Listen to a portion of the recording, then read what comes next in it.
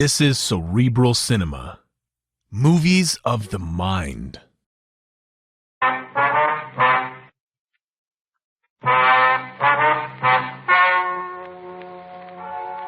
Ladies and gentlemen, the story you are about to hear is true.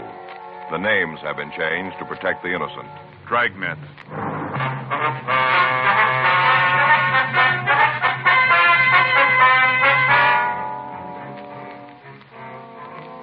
You're a detective sergeant. You're assigned a robbery detail. Two men are terrorizing your city. They're both armed and considered dangerous. Your job, get them. It was Thursday, September 9th. It was warm in Los Angeles. We were working the night watch out of robbery detail. My partner's Frank Smith. The boss is Chief of Detectives Thad Brown. My name's Friday. I was on my way back from the street, and it was 11:42 p.m. when I got to the 814 Club, the back room. I hate to think what's going to happen when Mr. Negri hears about it. It's going to be pretty bad. Yes, sir. How about it, Joe? You catch the fellas yet? No, sir. Description's out. Guys from the F cars are checking the neighborhood. Haven't got nothing yet, though, huh? No, sir, not yet. Wish I was home. Sir? If I was home, I could turn off the phone. I got one of those attachments in the extension in the bedroom that turns it off. Wish I was there now. Mr. Negri's really going to be sore. Mm-hmm. Was there anything at all about the two men that would stand out and make it a little easier for us to identify them? Tell you the truth, Sergeant, if there was, I didn't see it. All right. I was scared. Darn scared, and I'm not afraid to say so. Yes, sir. I can tell you again, if you want me to, about the robbery. All right, if you would. Might be something you didn't remember the first time through. Okay. Guess it was about 11:15 when it came in. Just a guess, but I think it was about then. Uh-huh. A dark one. He had the machine gun. He kind of moved over so he had a good look at the people sitting at the bar. What kind of a gun was it? Machine gun. I see. Go ahead. Guess he could have hit him off from where he was. Held the gun kind of low, you know, like at his hip. Here. Mm-hmm. What about the other one? Well, he waited with his friend, and he walked up to the bar and stood right in the middle of the floor. He had the automatic, huh? Yeah. It looked like a .45. He stood right in the middle of the place, just looking there, watching me. What happened then? Well, the fellow out in front reached over and pulled the plug in the jukebox, turned it off right in the middle of a record, pulled the plug. And that's what made the other people turn around. Uh-huh. Turned right around and looked at the guns. That's when the light fellow, the one with the .45, he said, "Sit where you are. This is a stick-up." Are those his exact words? Well, near as I can remember, yeah. He kind of had a squeaky little voice, like it was still changing, you know? Yes, sir. But those were the words. Sit right where you are. This is a stick-up. All right, Mr. Gilmore, you want to go ahead? Well, the one with the funny voice told everybody to get up and turn around so they was facing the bar, you know, with their back to the hold-up man. Made them all turn around. Mm-hmm. Then he told them to start in the back of the place and walk over to one of the tables and dump all their money out. Said not to forget anything. Put it all there. Did they take anything besides money? Not that I saw. Well, there were a couple of people who had pretty good-looking watches on, but the only thing the bandits seemed to want was cash. I see. Then they left after they got the money, is that Yeah, right? yeah. Walked to the door and said for us not to try to call anybody for 5 minutes.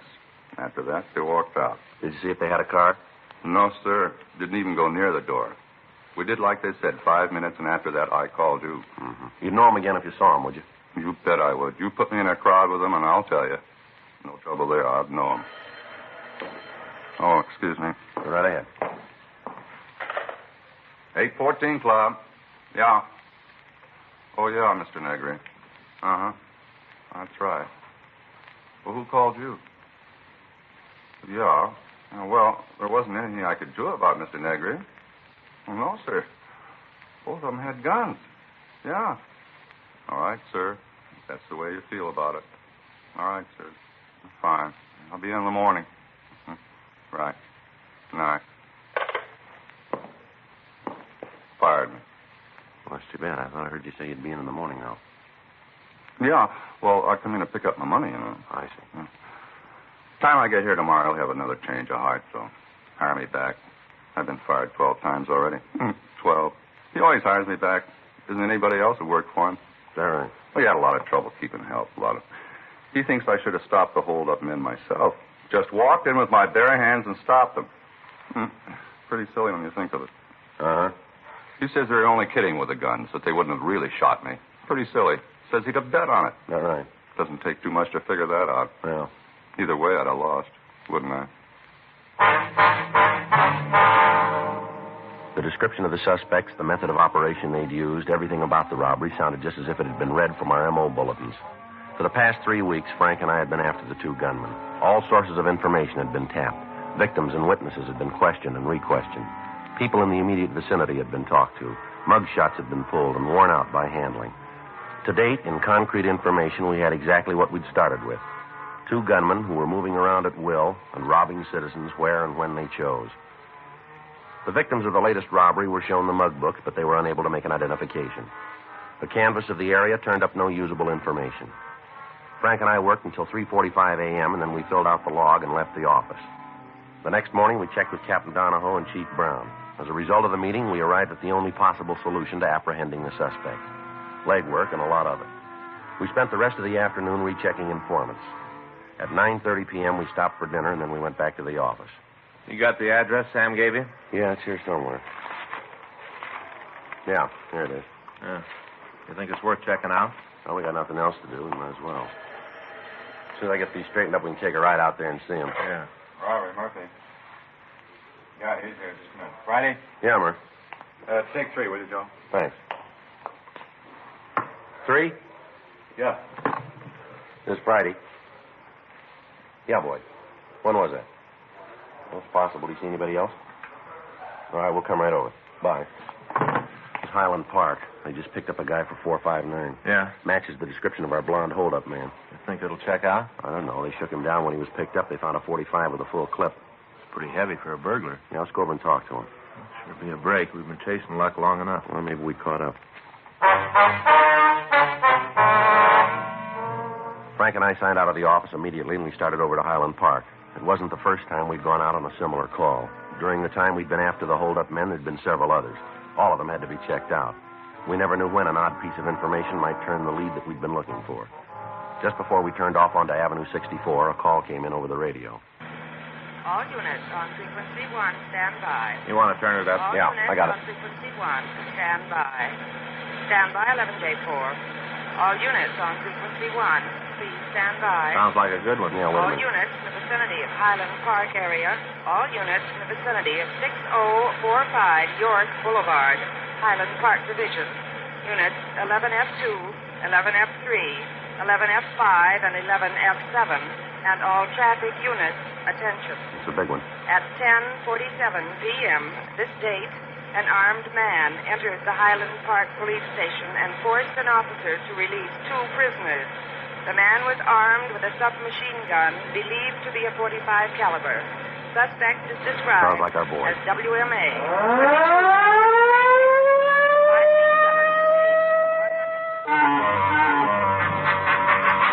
The Highland Park Police Division is a large brick building located on York Boulevard. On the ground floor is a booking desk and a couple of administration offices. Directly behind the booking counter across the hall is a cell block. Prisoners are held there pending further investigation or transfer to the main jail. When Frank and I arrived, there were a dozen police cars around the building. Other units were searching the area for the escaped suspects. The call had gone out to the entire state, and members of the Highway Patrol and the Sheriff's Department and all other departments were joining in the manhunt. Frank and I talked to Officer Boyd Hutchins, the policeman who'd been on duty when the escape took place. Well, he came in the side door, and first I thought he just wanted some information. Uh-huh. When I walked over to take care of him, I couldn't see the gun. He was carrying it low, kind of hidden by the counter. You didn't see him come into the building then, huh? No, I was on the phone. First I knew was when he asked me if he could see Burton. Uh-huh. I told him we couldn't swing it right then. Said he'd have to come back. And that's when he asked me if there was anybody around who could okay a visit. Well? I told him there was and said for him to come back in the morning. That's when he showed you the gun, huh? Yeah, he brought it right up over the counter. Said for me not to cause any trouble and I wouldn't get hurt. He didn't have to tell me. Yeah. If there'd been a chance for me to take him, I might have tried, but I didn't see how it'd prove anything for me to bleed all over him. Yeah. They made me take him back to the cell block. I unlocked the door, and he told Burton to come out. What about the other guy? Oh, his name is Kenneth Lechner. He was in the same cell with Burton. The guy with the machine gun asked if he wanted to go for the ride, and Lechner said yes, and then the three of them walked out of the building. Did they make any attempt to tie you up, anything like that? No, he just said sit tight. I wasn't about to argue. What do you know about this Lechner? Oh, he was picked up on a warrant from Oklahoma. What charge? Murder. We went to the city hall and we checked the name Gail Burton through R&I. There was no record on him in Los Angeles. We forwarded the information on him to George Breton up at CII in Sacramento. The rest of the night was spent in checking out the possible places the suspects might have been hiding. In a city of over 2 million people, there are a lot of places. While we were combing the city, men from the sheriff's department were going over the county territory. We had a vague description of the car that was used, but it might match any one of several hundred being driven on the streets of Los Angeles. Roadblocks were set up on principal routes leaving the city. Special details were standing by at all train and bus depots, and the airports were covered. Leaves and days off for all personnel were canceled, and by the time the search got out of low gear, over 3,000 policemen were looking for the three men. Field stations were set up in the less populated areas, and coffee and hot soup were served to the men participating in the search. The night dragged on without result. Saturday, September 11th, we received a report that two men answering the descriptions of Burton and the man who'd aided in his escape had tried to rent a boat down in San Diego. However, when this was checked out, it proved to be false. Saturday afternoon, we received information from George Burton that Burton had an arrest record in Sacramento and that mug shots and all information were being forwarded. We got in touch with the authorities in the northern city and asked them to check further on the friends and relatives of Burton. When the mug shots arrived, they were shown to the holdup victims. Mr. Gilmore would like to have you take a look at these pictures, see if you recognize any of them. Mm-hmm. You think there might be one here of the fellow who held us up? Well, we want you to tell us if you can. Uh-huh. No. Not him. Uh-uh. No. Well, you remember how I told you Mr. Negri would give me my job back? Yeah, I remember that. He did, just like always. Oh, that's fine. As soon as he read in the papers how they broke out of jail, he said I was right not to cause trouble. As soon as he found out about the jailbreak. Well, we're not sure they're the same men yet, Mr. Gilmore. Don't know why. Sir? Don't know why, ain't sure. Here's his picture. This is the man who held you up? Yeah, one and the same. How about it, Joe? Burton. The other victims also identified Burton as one of the men who'd held them up. With the name of the man, we at least had some place to start. We put in a call to Sacramento, and we talked to the police department up there. We found that the suspect had been arrested on charges of suspicion of burglary, suspicion of robbery, ADW, and assault with intent to do great bodily harm. In spite of the numerous arrests, Burton had only served one term in the county jail. We got all available information on him, and the search was intensified. We'd gotten reports from informants that the three men might try to escape across the border into Mexico. San Diego was notified of this, and Al Gayton was dispatched to the international boundary of Tijuana to aid the Mexican police. 2 days passed without news of the suspects. Monday, September 13th, Frank and I got back into the office from chasing down a lead that went nowhere. Better check with the skipper. Yeah, I'll do it right away. I got it. Robbery Friday. Yeah, all right, I'll take it. Long distance San Francisco. Might have gotten up there, huh? Hello. This Friday. Oh, yeah, Eddie. Mm-hmm. Yeah, well, we got the identification from Burton. No, nothing yet. When was that? That could be. It'd give him time, wouldn't it?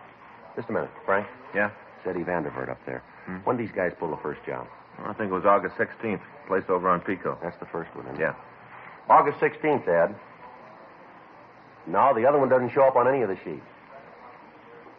Kenneth Lechner. No, we're expecting it from Oklahoma. You guys will check it out for us then, huh? All right. Let us know as soon as you got something definite, will you? Right. Okay, Ed. Thanks for calling. Right. Bye.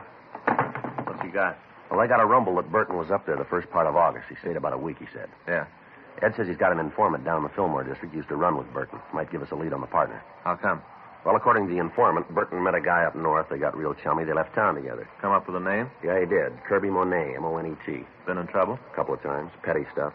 Rumble's got it that he was always talking about going big, forming his own gang, cutting into the heavy stuff. Matches? Real good. Monet's description's the same as our number 2 man. Pictures of Kirby Monet arrived from San Francisco, and when they were shown to the victims of the thieves, we had a positive identification on our second suspect. Armed with this information, the job of the men in the field was considerably easier. Now they knew who they were looking for. 10:42 p.m., Frank and I started downstairs for our car. Excuse me, Phil. Yeah? You tell me where the office of the chief is? Down the hall and to the right. Thanks. Wait a minute, fella. Hold on. What do you want to see the chief about? Well, it's personal. Maybe you better tell me, huh? Well, if I wanted you, I'd ask it that way. All right, get over the wall. Better shake him down, Frank. All right. Over here. You don't have to go through all this. I'm not going to cause you any trouble. Your name's Kenneth Lechner, isn't it? That's right. If you couldn't find me, I figured I'd come to you. Frank and I took the suspect to the squad room, and we got in touch with Chief Detective Thad Brown. We told him what had happened, and he said he'd come over to the office as soon as possible. We shook Kenneth Lechner, but we found nothing. We asked him to tell us about the jailbreak. I didn't have nothing to do with it. You got to believe that. We'll let you tell us. I'm giving it to you the way it happened. Where are Monet and Burton? I don't know. Last I saw them, they were out on West Pico. You got an address? No. They were sitting in the car. They had a place cased, and they were waiting for the crowd to clear before they took it. You know what place it was? Well, it's a bar out there. Got the name? No, I haven't got any idea. I told you I want no part of it. That's the reason I left. You haven't got any idea where the place is, huh? No, none. You want to tag communications, Frank? Tell them about it? Yeah, I'll get it right away. You guys must have every cop in the country out looking for us. Never saw so much fuzz. Really? I can't go that route anymore. It doesn't work out for me. Never was any good at running. Did you hear anything at all about the plans they were making? No, not a lot. I don't think they trusted me very much. I was with them, but like an in-law or something. I'll tell you something, Sergeant. What's that? These guys are roof jobs, both of them. What do you mean? Well, they lost the road all the time talking about how they're going to put class back in holdups, going to form a big gang and really jump the cops. All the time talking like that. Roof jobs. Mm-hmm. You got any idea where we can pick them up? Ain't nothing I'd like better than to give you the address, but I ain't got it. What about this car they're using? Can you give us a description of it? Yeah, it's a 52 Nash, 4-door. Stolen? Well, it must be. They had it when we left Highland Park. You give us the number on the plate? I don't think so. I can't pull it up. I don't think I ever really took a good look at it. What about this machine gun? They got shells for it? They're loaded with them. These two guys are heavy enough to start a small war on their own. Monet carries a chopper and a 45 in his belt. Burton's got two 45s and a 38. He carries a 38 strapped to his leg. He's always laughing about it. Says even if he's picked up, he's got to ticket out. Mm-hmm. Oh, these guys are real far out. They've been reading too many comic books. All the time talking about Dillinger and Floyd. Burton even took to smoking cigars. Says it makes him look like Doc Barker. Anything you can give us that'll help us nail them? No, nothing. All right, Lechner, let's go. You take me to jail? That's right. Hey, you do me a favor, huh, Sergeant? What's that? Give me a cell by myself. I ain't much sleep in the last couple of days. I'd sure like to get some. We'll see what we can do. All right, sit still a minute. All right, let's go. You got to put these on again? That's right. All right, come on. Get the word out? Yeah, a little late. What do you mean? Burton and Monet have already hit the bar. Patrol car spotted them on the way out. Yeah. It was a beef, and the men in the car took Burton into custody. Mm-hmm. Dropped him in the car and started to bring him in. Hadn't gone more than a couple of blocks when Monet drove up, rammed the police car, and started shooting. Anybody hurt? Yeah. He took Burton away from the men in the unit and shot one of them. How bad? Well, he's at Georgia Street receiving now. They don't expect him to live. We had Count Lechner held for the Oklahoma authorities. We contacted Captain Donahoe and told him what had happened.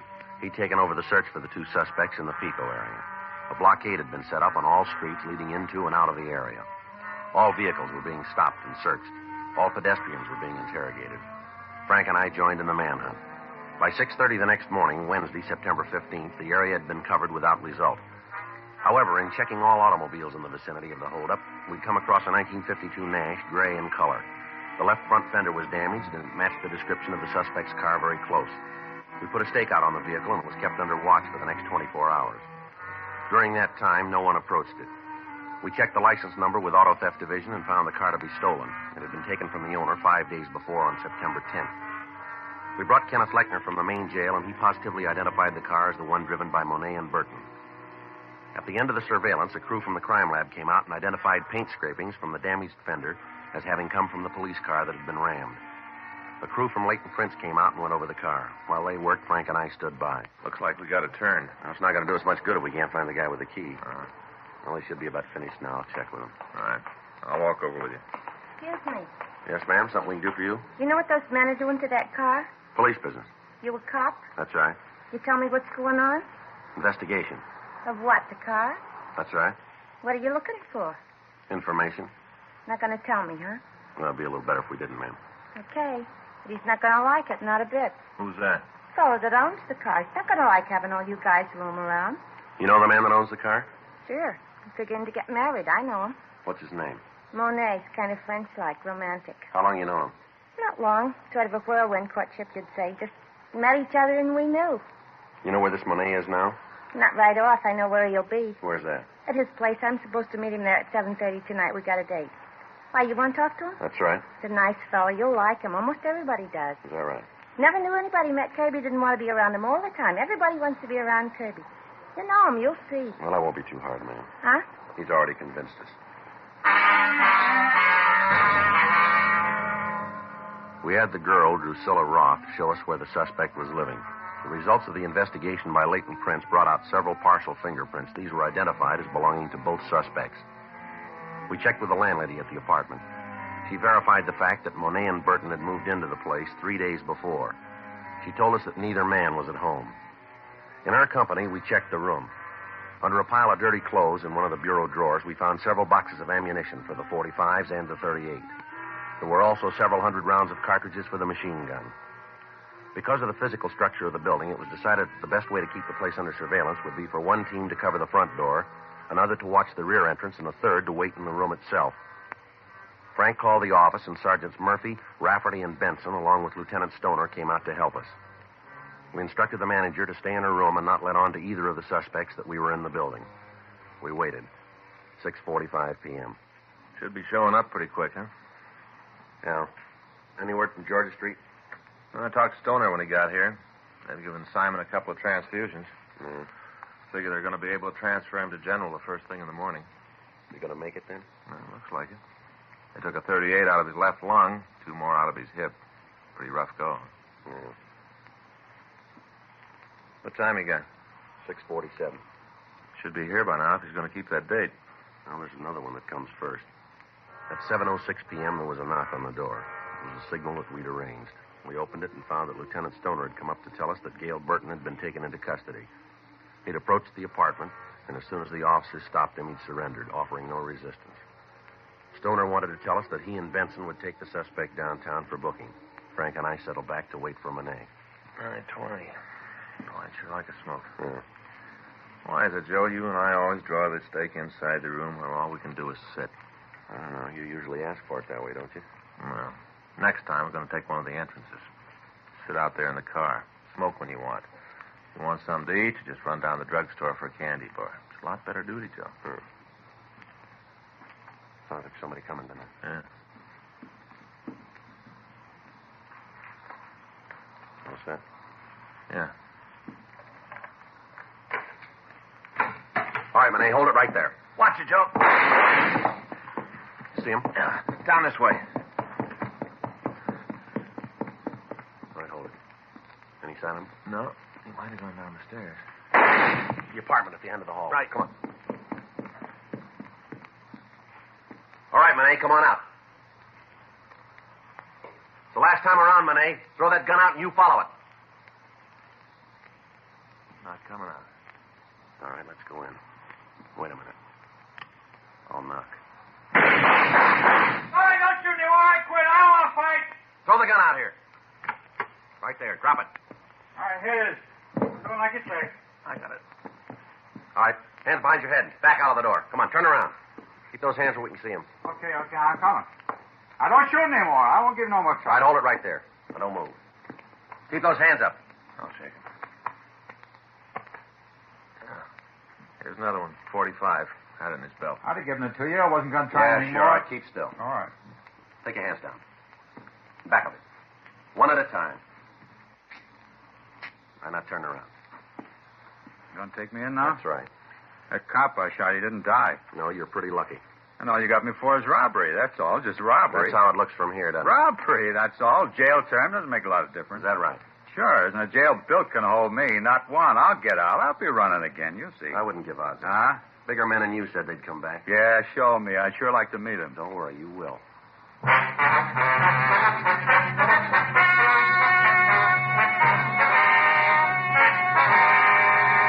Kenneth Nelson Lechner was returned to the state of Oklahoma for prosecution on a murder charge. A hold was placed against him by the state of California in the event he is paroled. Gail Claude Burton and Kirby Arno Monet were tried and convicted of robbery in the first degree, 6 counts. Violation of Section 4574 PC, bringing a firearm into a prison, violation of the machine gun law, and assault with intent to commit murder. Robbery in the first degree is punishable by imprisonment for a period of not less than 5 years. Violation of Section 4574 is punishable by imprisonment for a period of not less than 1 year in the state penitentiary. Violation of the machine gun law is punishable by a term in the state prison not to exceed 5 years and or a fine of $5,000. Assault with intent to commit murder is punishable by imprisonment for a period of not less than 1 nor more than 14 years in the state penitentiary. You have just heard Dragnet, the authentic story of your police force in action, and starring Jack Webb, a presentation of the United States Armed Forces Radio Service.